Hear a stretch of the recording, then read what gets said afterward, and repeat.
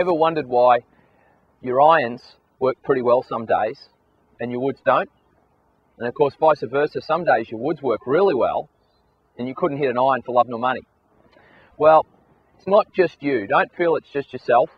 It's actually a scientific reason behind why woods and irons differ in a round of golf. And I'm going to explain to you right now some of the measures that you can actually create in your golf swing to assist you to understand the difference between woods and irons and to successfully master both clubs. So let's talk about these factors right now. An iron is designed where the sweet spot is set back from the hosel. So there's quite a bit of loft there. Therefore, the golf ball has to be struck on the downswing. A wood, however, through a lot of scientific measuring, has been found that the wood should actually be struck on the upswing, somewhat of 5 or 6 degrees, because it's teed up and played well forward to get optimum launch and spin. We'll go into that later.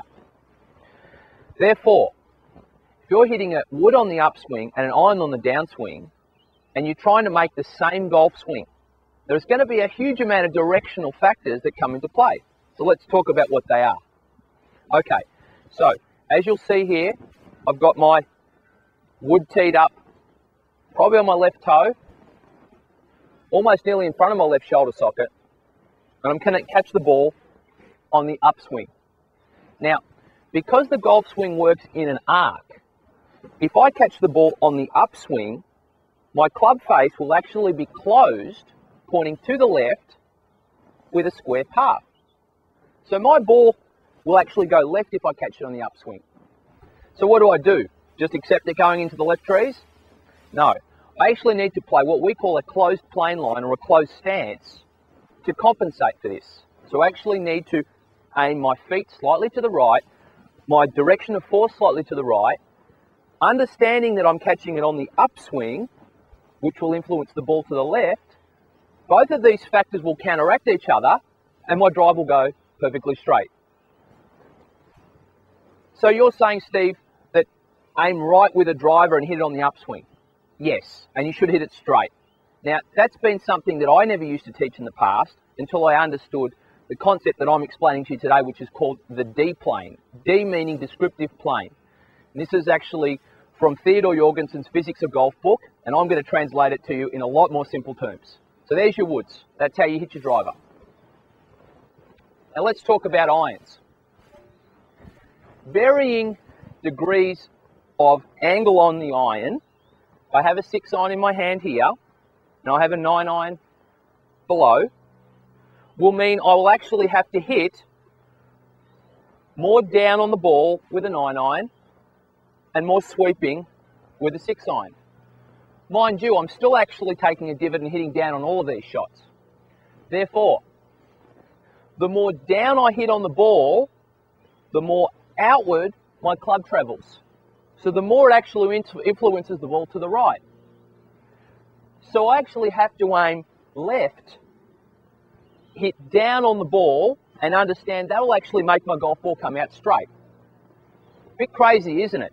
But you might have seen on the tour, you'll see all the pros, if you study closely watching the USPGA or European tours, you'll see all the pros playing at least a 10-degree open stance for most irons. And that's why they do it. And their divots will actually point left, because that's actually the line of force that they need to create if they're hitting down on an iron.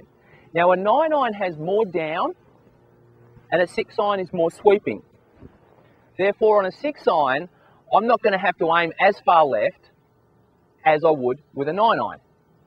So when I'm saying aim left, I'm talking about either slightly open stance, you can have open shoulders if you want to, or you can just aim straight but swing left across your body. Probably explains why most pros are trying to fade the ball these days. It's a lot easier than trying to draw the ball and swinging outward. So to summarise all this, hit down on your irons, swing more left with a short iron, swing less left with a mid iron and a long iron, hit up on your woods, and actually swing to the right and aim yourself to the right to get your D plane and neutralise all those factors in the golf clubs that help make the ball flight for you work. One thing's for sure, golf instruction's come a long way And we're very fortunate to have access to all this science to understand all this, because the old days of just teaching ball flight laws and square paths and square faces are gone. This great science that we have access to now is really helping solve a lot of problems for myself and my students. And I'm really, really happy to have presented this series of Golf Zone and Coach's Corner segments to you. I'm really hoping that you've gained a lot of insight from them.